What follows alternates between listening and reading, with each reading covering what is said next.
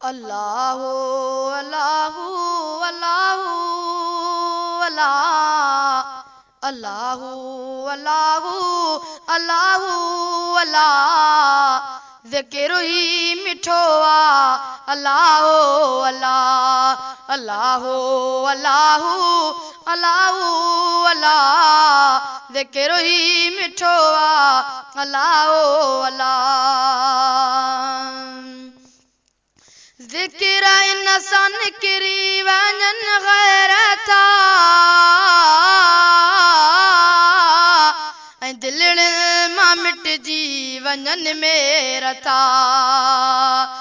ज़िक्र इंसान किरी वञन गैरता ऐं दिलनि मां मिटजी वञन मेरता तूं कर याद मिठड़ा अल्लाह अल्लाह ज़िक्र ही मिठो आ अल्लाह अल्लाह अल्लाह अल्लाह अल्लाह अल्लाह ज़िक्र ही मिठो आ अल्लाह अल्लाह ज़िक्र इन सां माण्हू था बणजन वली बुज़ुर्ग खे आए बुज़ुर्गी मिली ज़िक्र इन सां माण्हू था बणजन वली बुज़ुर्ग खे आए बुज़ुर्गी मिली वधाए तो दर्जा अल्लाह अल्लाह वधाए तो दर्जा अल्लाह अल्लाह ज़िक्र ही मिठो आ अल्लाह अल्लाह अल्लाह अल्लाह अल्लाह अल्लाह ज़िक्र ही मिठो आ अल्लाह अल्लाह जो कल्ब के बख्शे पायो रोशनी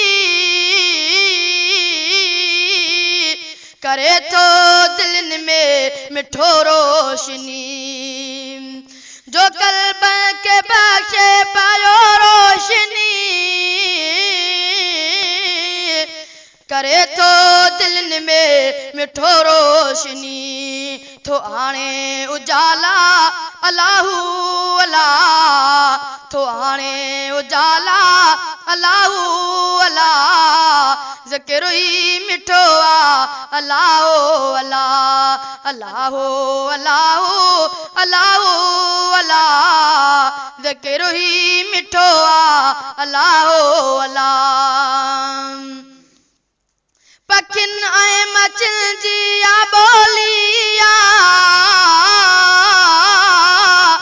अमर दे थी बचड़न के लोलिया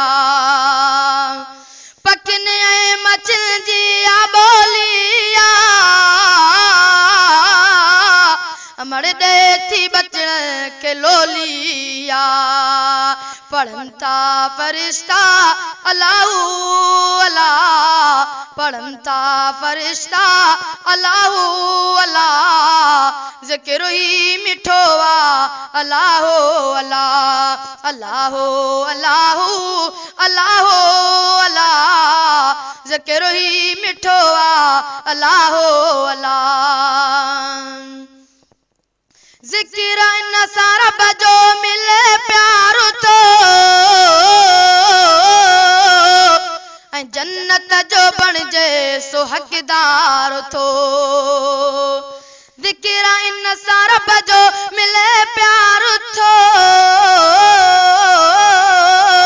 ऐं जन्नत जो बणिजे सो हक़दार थो लाहे गम तो मन जा अल्लाह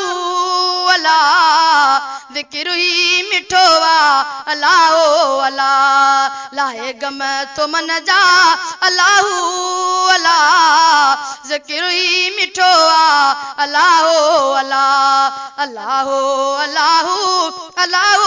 अल्लाह ज़िक्र ही मिठो आ अल्लाह अल्लाह ए शहज़ादा ज़ाकिर ऐं शाकिर थियो इन्हे शाद दिलनि जा गुलशन